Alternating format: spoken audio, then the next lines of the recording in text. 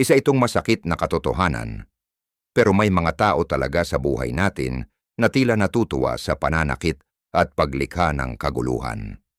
Isipin mo, maari mong ibinabahagi ang iyong mga sandali, nagtitiwala ka sa isang tao, pero sa huli, sila pala mismo ang ugat ng iyong pinagdadaanan. Ngayon, susuriin natin ang isang paksa na parehong nakakabighani at nakakatakot, ang pagkilala sa mga senyales na may kinakaharap kang masamang tao. Minsan sila'y maaring kasamahan sa trabaho, kaibigan, o kahit sariling kamag-anak. Magaling silang magkunwari, nakakubli ang tunay nilang pagkatao sa likod ng alindog at karisma. Hindi lang tayo basta nagnanais na tuklasin ang madilim na bahagi ng pag-uugali ng tao dahil sa kuryosidad. Ang pagkaunawa sa mga senyales na ito ay maaaring makabago ng buhay. Naniniwala ang mga Stoic sa kapangyarihan ng perception at sa kahalagahan ng pamumuhay na ginagabayan ng katuwiran at kabutihang asal. Sa pamamagitan ng pagtukoy at pag-unawa sa mga nakakalason na ugali, mapoprotektahan natin ang ating kapanatagan at makakabuo tayo ng mas malusog na relasyon habang nananatiling tapat sa Stoic na mga prinsipyo ng karunungan at pagpipigil sa sarili. Samahan mo kami habang inilalahad namin ang 5 tiyak na palatandaan ng isang masamang tao. Sa pagtatapos ng video na ito, mas magiging handa ka hindi lang para makita ang mga kilos na ito, kundi pati na rin para matutunan ang mga praktikal na paraan upang mapangalagaan ang iyong kalusugang pangkaisipan at kabuuang kapakanan. At kung na-appreciate mo ang ginagawa namin dito, isa lang ang hihilingin kong libre at simpleng pabor. Pindutin mo ang subscribe button. Huwag mong laktawan ang kahit anong bahagi ng video.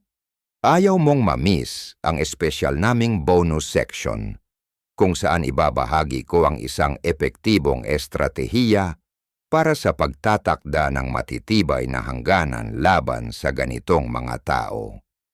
Tara, sabay-sabay tayong maglakbay patungo sa mas malalim na pag-unawa sa sarili at tibay ng loob. Number 1. Kaakit-akit at kaaya-aya sa unang tinginan. Kapag pinag-uusapan natin ang mga taong tila kaakit-akit at kaaya-aya sa unang tingin, mahalagang tandaan na ang panlabas na anyo ay maaaring mapanlin lang.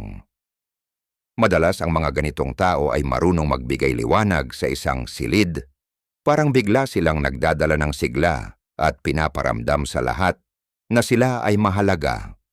Alam nila kung ano ang eksaktong sasabihin para maramdaman mong parang nakatagpo ka ng bagong matalik na kaibigan. Sa unang tingin, parang sila na ang perpektong tao, matalino, masigla, at tila tunay na interesado sa buhay mo. Madaling madala ng kanilang alindog at mapaisip na may natagpuan kang espesyal. Pero ayon sa mga Stoic, kailangan nating lumampas sa panlabas na anyo at hanapin ang katotohanan sa pamamagitan ng katuwiran at maingat na pagmamasid. Sa paglipas ng panahon, mapapansin mong may maliliit na bitak sa kanilang pagkatao. Maaring kailangan lagi nilang sila ang sentro ng atensyon at natatabunan nila ang iba sa mga pagtitipon. Maaring sinasapawan ka nila kapag nagsasalita ka, o kaya'y palihim kang binabastos sa harap ng iba. Hindi ito basta katangian ng extrovert. Ito ay mga babalang senyales. Itinuturo ng Stoicism na obserbahan ang mga ugaling ito ng may malinaw na isipan, hindi nadadala ng unang kilig sa kanilang karisma. Isipin mong nasa isang party ka kung saan sila ang buhay ng kasiyahan, nagpapatawa, kinagigiliwan ng karamihan.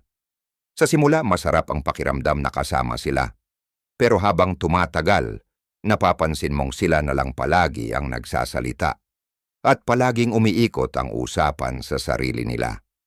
Kapag ikaw ang nagbahagi ng kwento, agad nilang ibabalik ang atensyon sa kanila.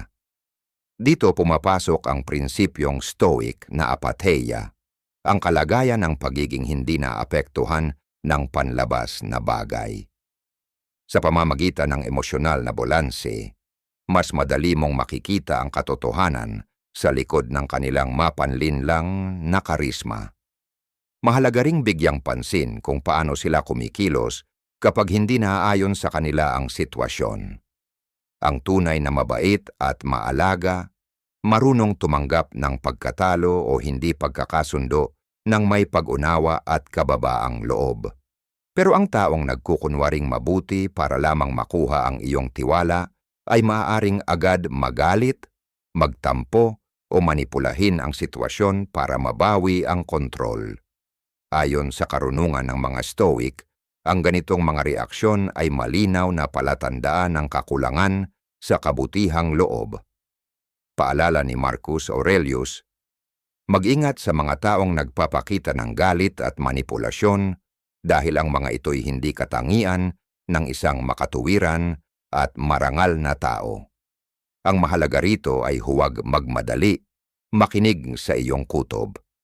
Naniniwala ang mga Stoic sa kapangyarihan ng pagmamasid at sa kahalagahan ng hindi basta-bastang paghuhusga sa unang tingin.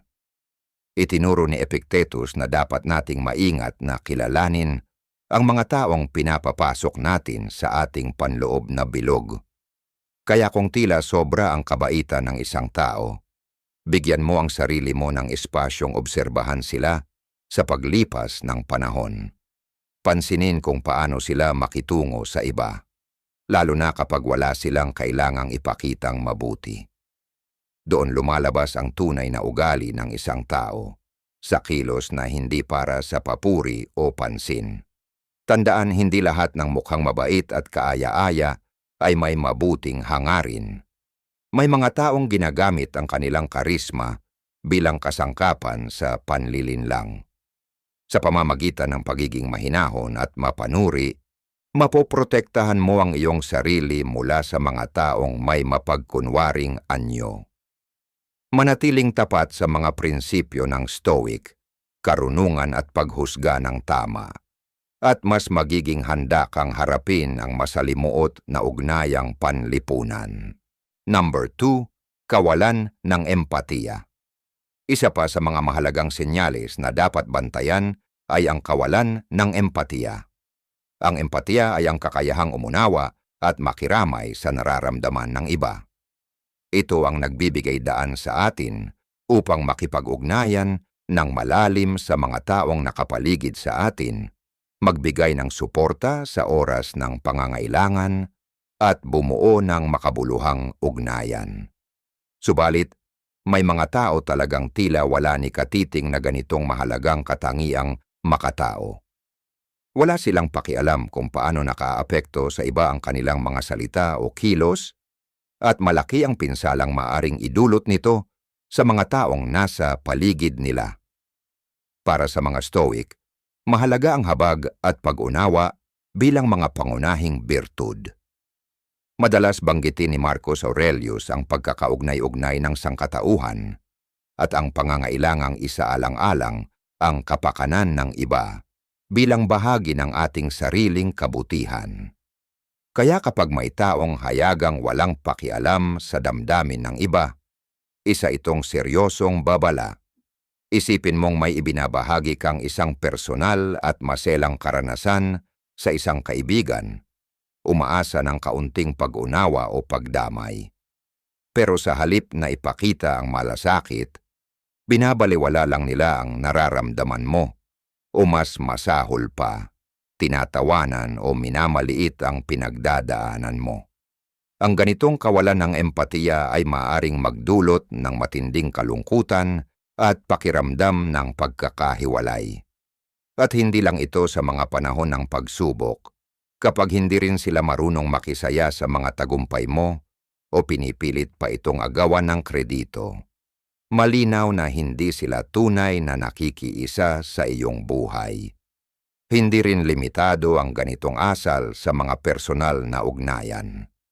Isipin mo ang isang boss na pinupuwersa ang kanyang mga empleyado hanggang sa sukdulan na walang kahit anong konsiderasyon sa kanilang kalagayan. Maaring ipagkait ang tamang bayad sa sobrang oras, balewalain ang mga kahilingang magpahinga, o alipustahin pa sila sa harap ng iba, hindi upang turuan, kundi upang hiyain. Ang ganitong pamumuno ay nagbubunga ng isang lason at mapanirang kapaligiran sa trabaho, kung saan ang mga tao ay nababaliwala at nabibigatan. Ayon sa mga Stoic, sa harap ng ganitong mga sitwasyon, dapat panatilihin natin ang ating panloob na kapayapaan at integridad. Ang kawalan ng empatiya ng iba ay refleksyon ng kanilang sariling pagkatao, hindi ng sa atin. Higit pa roon, ang ganitong kakulangan ay maaring mauwi sa mas mapanganib na mga asal. Ang mga taong walang kakayahang makiramay ay posibleng magsinungaling, mandaya o manakit, lahat ng walang konsensya o pagsisisi. Gagawin nila ito na parang wala lang. Binigyang diin ni Seneca, isa ring Stoic na pilosopo, ang kahalagahan ng kabaitan at katarungan. Itinuro niya na ang ating mga kilos ay dapat sumasalamin sa ating panloob na kabutihan. Kung ang isang tao ay walang empatya, malayo sila sa mga halagang ito. Makikita rin ang kawalan ng empatya sa maliliit na bagay sa araw-araw. Halimbawa, may mga taong palaging sumasabat sa usapan para lang magkwento tungkol sa sarili, walang pakialam sa sinasabi ng iba, o hindi man lang nagbibigay ng tulong kahit halatang halata ang pangangailangan. Sa una, maaaring mukhang simpleng kakulangan sa galang lang ito. Pero kalaunan ay bubuo ng pattern na nagpapakita ng mas malalim na problema. Paalala ng mga Stoic na maging mapanuri at maobserba, dahil ang maliliit na senyales ay nagpapakita ng tunay na pagkatao. Kung may taong palagi mong nararanasang kulang sa empatiya, mahalagang matutong magtakda ng malinaw na hangganan upang mapangalagaan ang iyong kalusugan sa pag-iisip at damdamin. Naniniwala ang mga Stoic sa kahalagahan ng pag-aalaga sa sariling kapakanan at hindi pagpapadala sa negatibong impluwensya ng iba. May karapatan kang lumayo sa mga taong sumisipsip ng iyong enerhiya at nagpapabigat ng iyong loob. Number 3. Manipulasyon. Isa pang malaking palatandaan ng isang masamang tao ay ang manipulasyon. Ang manipulasyon ay kapag gumagamit ang isang tao ng panlilinlang o tusong taktika upang kontrolin o impluwensyahan ang iba para makuha ang gusto nila. Isa itong banayad. Madalas ay mapanlinlang na ugali na maaring magdulot ng matinding pinsala sa mga biktima nito. Sanay ang mga mapanlinlang na tao sa pagbaluktot ng mga sitwasyon, pagpapagulo ng iyong pag-iisip, at pagbaluktot ng iyong kalooban upang umayon sa kanilang kagustuhan. Maari ka nitong iwanang lito, walang magawa, at nawawala ng tiwala sa sarili mong paghusga. Tingnan natin ang manipulasyon mula sa pananaw ng mga Stoic. Pinahahalagahan ng mga Stoic ang malinaw na pag-iisip at ang kakayahang makita ang mga bagay ayon sa tunay nilang anyo.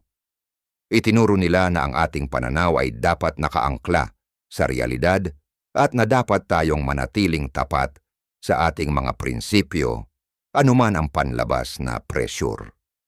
Kapag may nananadyang manipulahin ka, sinusubukan nilang baguhin ang pananaw mo at baluktutin ang katotohanan, kaya't mahirap para sa'yo na manatiling tapat sa mga prinsipyong ito ng Stoicism.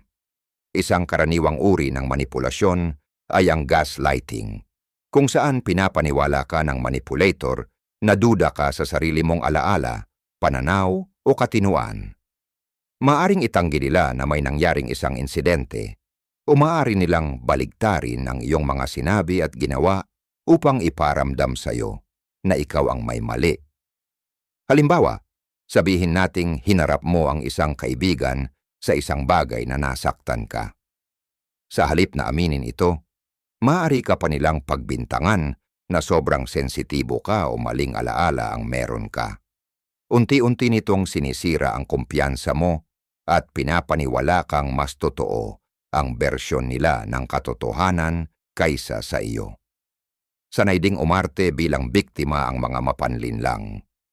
Maaring iparamdam nila sa iyo na may utang ka sa kanila o ikaw ang may pananagutan sa kanilang kaligayahan o kapakanan. Maaring may kaibigan kang laging nagrereklamo sa mga problema nila. Inaasahang iiwan mo ang lahat para sa kanila, pero hindi ka man lang nila sinusuportahan pabalik. Maaring sabihin nila ang mga katagang, kung tunay kang kaibigan, gagawin mo ito para sa akin. Kaya napipilitan kang sumunod kahit ayaw mo. Binigyang diin ng mga Stoic, lalo na ni Epictetus, ang kahalagahan ng pagkakaalam kung ano ang nasa ilalim ng ating kontrol at kung ano ang hindi. Hindi natin kontrolado ang kilos o emosyon ng iba. Ang tanging kaya nating kontrolin ay ang ating tugon. Isipin kung paano gumagamit ng papuri o charm ang isang manipulator para makuha ang gusto nila. Sa una, maganda ang pakiramdam. Baka purihin ka nila ng paulit-ulit at iparamdam sa iyo na espesyal ka. Pero mapapansin mong may kapalit ang mga papuri nila. Pupurihin ka lang nila kapag may kailangan sila sa iyo o kung gusto nilang may gawin ka para sa kanila. Dahil dito, pakiramdam mo may utang ka o kaya kailangan mong umayon sa inaasahan nila upang manatili ang kanilang pag-ayon o pagmamahal. Ipapaalala sa atin ng mga Stoic na ang tunay na kabutihan at halaga ng sarili ay nagmumula sa loob, hindi sa pansamantalang pagpapahalaga ng ibang tao. Ang manipulasyon ay maaari ring magpakita sa anyo ng pag-iisa o isolation. Maaring subukan ng isang manipulator na ilayo ka sa iyong mga kaibigan at pamilya upang lalo kang umasa sa kanila. Maaari nilang sabihin, wala namang pakialam sa iyo ang mga kaibigan mo. O, ako lang ang tunay na nakakaintindi sa iyo. Ginagamit nila ito para madali kang kontrolin dahil wala ka ng ibang sandigan kundi sila. Naniniwala ang mga Stoic sa pagpapanatili ng matibay at makabuluhang ugnayan sa kapwa dahil kinikilala nilang tayong mga tao ay likas na panlipunan. Ang isolation ay laban sa prinsipyong ito dahil pinapahina nito ang ating suporta at pinapalala ang ating kahinaan laban sa manipulasyon. Isa pang anyo ng manipulasyon ay ang pinansyal. Maaring umutang sila ng pera at hindi ito bayaran o kontrolin ang iyong pananalapi upang hindi ka maging malaya. Halimbawa, isang kapareha ang maaring insisteng siya ang humawak ng lahat ng pera sa relasyon at kailangan mong humingi ng pahintulot bago gumastos. Dahil dito, nagiging mahirap para sa iyo na umalis sa relasyon o maging independyente. Hihikayatin tayo ng mga Stoic na hangarin ang pagiging self-sufficient at malaya upang hindi tayo madaling maimpluwensyahan o makontrol ng iba. Mahirap tukuyin ang manipulasyon, lalo na kung may pagmamalasakit ka sa taong sangkot. Itinuturo sa atin ng mga Stoic na maging mapagmatyag at mapanuri upang makita ang mga bagay ng malinaw at kumilos ng may integridad. Kung pinaghihinalaan mong may nananadyang manipulahin ka, humakbang palayo at suriin ang sitwasyon ng may pagkamakatwiran. Inuuna ba nila lagi ang sarili nilang pangangailangan kaysa sa iyo? Palagi ka bang pinaparamdam na may kasalanan ka o na hindi ka sigurado sa sarili mo? Sinusubukan ba nilang kontrolin ang ilang aspeto ng buhay mo o ilayo ka sa iba? Mahalaga ang pagtatakda ng malinaw at matibay na hanggunan sa mga manipulator at panindigan ito. Magsalita ng malinaw at may paninindigan tungkol sa kung ano ang tatanggapin mo at kung ano ang hindi. Tandaan, may karapatan ka sa sarili mong iniisip, nararamdaman at ginagawa. Paalala sa atin ng mga Stoic na bagamat hindi natin kontrolado kung paano kumilos ang iba, kontrolado natin ang ating tugon. Sa pagpapanatili ng ating panloob na lakas at kalinawan, mapoprotektahan natin ang ating sarili laban sa masasamang epekto ng manipulasyon at mananatiling tapat sa ating mga pinahahalagahan. Number 4. Pag-uugaling kontrolado. Isa sa mga pinakakitang-kitang palatandaan ng isang masamang tao ay ang pag-uugali ng pagkokontrol. Higit pa ito sa simpleng mga hilig o kakaibang ugali. Ito ay tungkol sa isang tao na nagtatangkang mangibabaw sa bawat aspeto ng iyong buhay, na nag-iiwan ng kaunting espasyo para sa iyong sariling autonomiya at desisyon. Madalas itago ng mga kontroladong tao ang kanilang ugali sa ilalim ng pagpapakita ng malasakit o pangangalaga, ngunit sa ilalim ng lahat ng ito, tungkol pa rin ito sa kapangyarihan at kontrol. Ang mga Stoic na pinahahalagahan ang personal na kalayaan at sariling kontrol ay itinuturing na ang ganitong uri ng ugali ay labag sa pamumuhay ng isang mabuting buhay. Ang pag-uugali ng pagkokontrol ay maaaring magpakita sa maraming paraan. Halimbawa, maaaring mayroon kang kaibigan na palaging nagtatangkang pumili ng lugar na pupuntahan at mga gagawin nyo. Bagamat sa una ay mukhang wala itong masama, habang tumatagal ay mapapansin mong paulit-ulit na hindi pinapansin o binabalewala ang iyong mga hilig at opinyon. Maaring sabihin nila, "Alam ko kung ano ang pinakamabuti para sa atin," o "Mas masaya ka kung makikinig ka lang sa akin." Hindi ito tungkol sa magkasamang paggawa ng desisyon. Ito ay tungkol sa isang tao na ipinipilit ang kanilang kalooban sa iba. Sa mga relasyon, ang pag-uugali ng pagkokontrol ay maaring maging mas delikado. Maaring subukan ng isang kapareha na i-monitor ang iyong mga galaw, humingi ng patuloy na updates tungkol sa iyong mga ginagawa, at pati na rin diktahan kung sino ang maaari mong makasalamuha at hindi. Maaring kalikutin nila ang iyong telepono, tingnan ang iyong mga mensahe, o magpilit na malaman ang lahat ng iyong mga password. Ang ganitong uri ng pagmamasid at labis na kontrol ay maaring magdulot sa iyo ng pakiramdam ng pagkakulong at pagkabahala, palaging nag-iingat upang maiwasan ang anumang hidwaan. Binibigyang diin ng mga Stoic, lalo na si Epictetus, ang kahalagahan ng pagpapanatili ng iyong sariling kalayaan at autonomiya, anuman ang mga panlabas na presyon. Ang kontrol ay maaari ring magpakita sa anyo ng pinansyal na manipulasyon. Maaring mangyari ito kapag ang isang kontroladong kapareha o miyembro ng pamilya ay kumokontrol ng lahat ng mga desisyon tungkol sa pera, binibigyan ka ng pera base sa kanilang kagustuhan, at pinapalakas ang iyong pagiging umaasa sa kanila.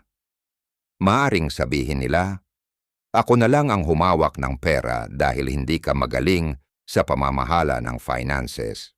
O, "Mas madali kung ako na lang ang mag-asikaso ng lahat." Ito ay maaring magpawalang bisa sa iyong kalayaan sa pananalapi at magpapahirap para sa iyo na makaalis sa relasyon o magsagawa ng sariling mga desisyon. Pinaniniwalaan ng mga Stoic ang pagiging self-sufficient at ang matalinong pamamahala ng sariling yaman, na tinitingnan ang kontrol sa pananalapi bilang isang anyo ng pagkaalipin na kailangang labanan.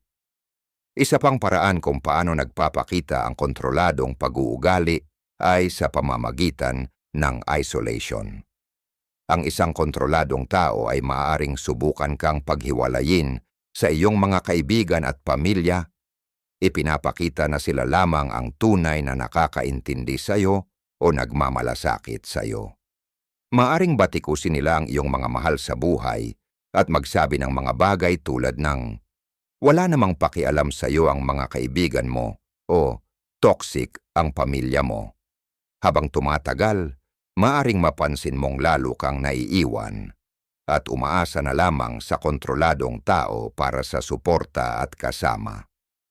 Kinilala ng mga Stoic ang kahalagahan ng komunidad at suportadong ugnayan. Tinitingnan nilang ang isolation ay nakakasama sa parehong personal na paglago at kaligayahan. Madalas ding ginagamit ng mga kontroladong tao ang pagbabanta at pananakot upang mapanatili ang kanilang kapangyarihan. Maaring magbanta sila na iiwan ka, saktan ang kanilang sarili, o kahit na ikaw kung hindi mo susundin ang kanilang mga utos. Nagdudulot ito ng takot at pagkabahala, kaya't mahirap mag-isip ng malinaw o gumawa ng mga desisyon na makikinabang ka. Itinuturo ng mga Stoic, lalo na si Seneca, na dapat nating harapin ang ating mga takot at huwag hayaan na tayo ay matakot at pasakop sa iba. Ang tunay na tapang at karunungan ay matatagpuan sa pagtindig laban sa mga ganitong pagbabanta at pag-aangkin muli ng ating sariling kapangyarihan. Mahalaga na maunawaan na ang pag-uugali ng pagkokontrol ay higit pa sa nais na gawin ang mga bagay ayon sa isang partikular na paraan. Ito ay tungkol sa pagpapahina ng iyong kakayahang gumawa ng sarili mong mga desisyon at mamuhay ng iyong sariling buhay. Ituturo sa atin ang mga Stoic na dapat nating kilalanin ang mga ganitong pag-uugali sa kanilang tunay na anyo. Isang atake sa ating autonomiya at isang paglabag sa ating personal na kalayaan. Sa pamamagitan ng pagpapanatili ng ating mga prinsipyo at lakas, maaari nating labanan ang impluwensya ng mga kontroladong tao at bawiin ang ating karapatan na mamuhay ng malaya. Kung ikaw ay nakakaranas ng isang tao na nagpapakita ng kontroladong ugali, mahalagang magtakda ng matibay na mga hangganan at ipaglaban ang iyong kalayaan. Magsalita ng malinaw tungkol sa iyong mga pangangailangan at limitasyon, at huwag matakot na humingi ng suporta mula sa iba na nakakaintindi sa iyong sitwasyon. Tandaan, itinuturo ng mga Stoic na hindi natin kontrolado kung paano kumilos ang iba, ngunit kontrolado natin ang ating sariling mga reaksyon at desisyon.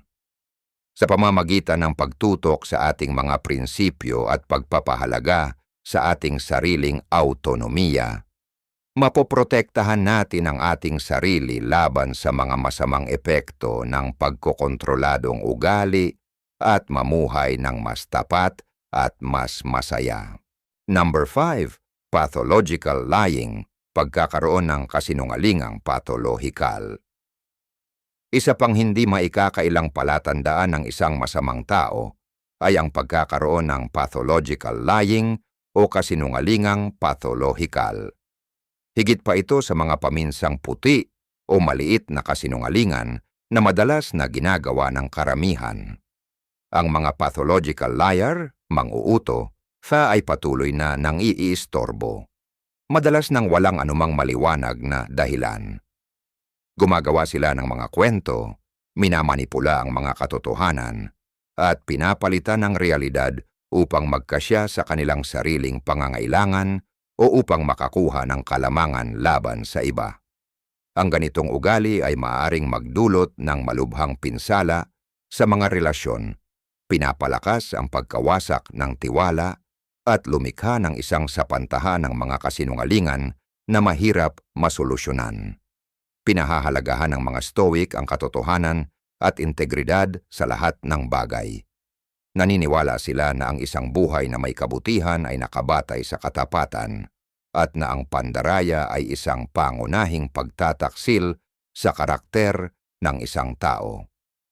Binanggit ni Marcus Aurelius ang pamumuhay ayon sa kalikasan na nangangahulugang itugma ang ating mga aksyon sa katotohanan at katwiran.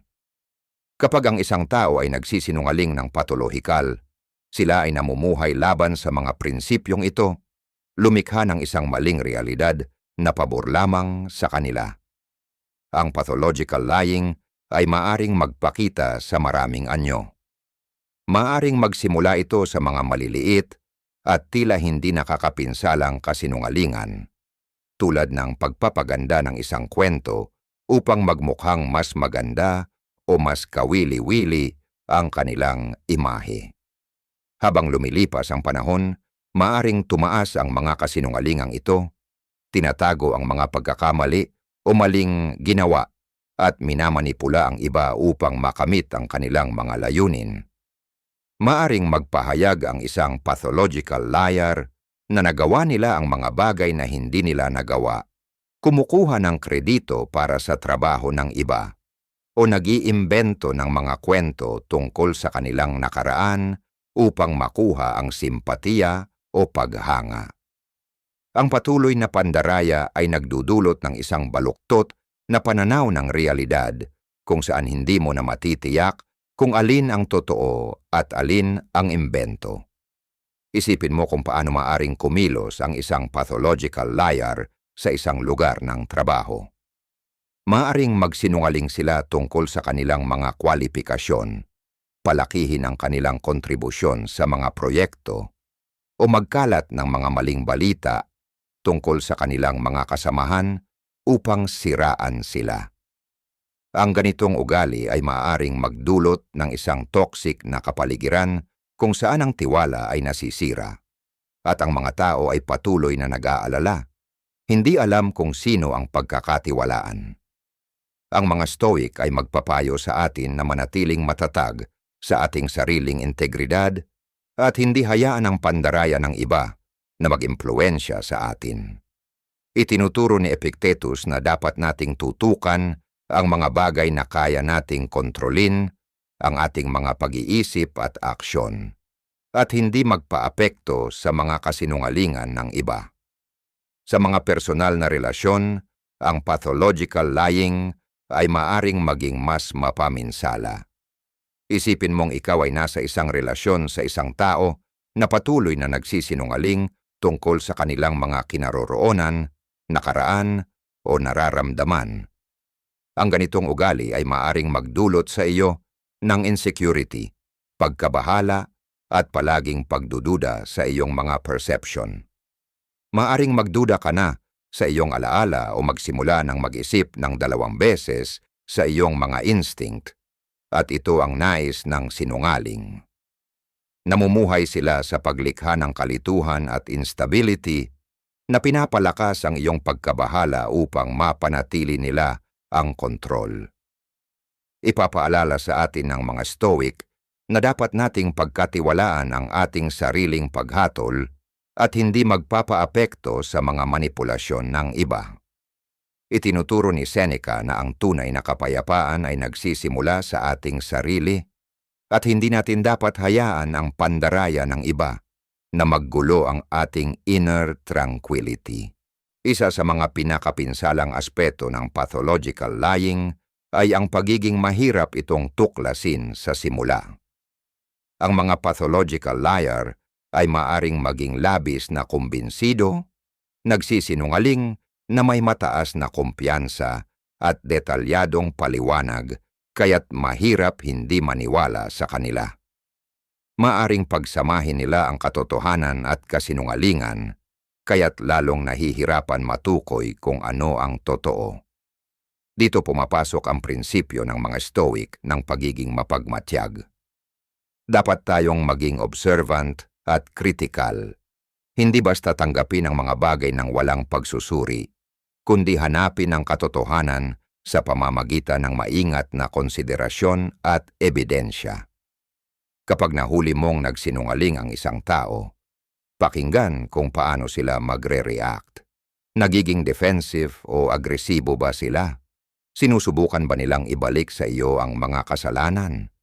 O nag-aalok ba sila ng isang plausible na paliwanag na tila makatwiran, kahit na ito'y isa pang layer ng kasinungalingan?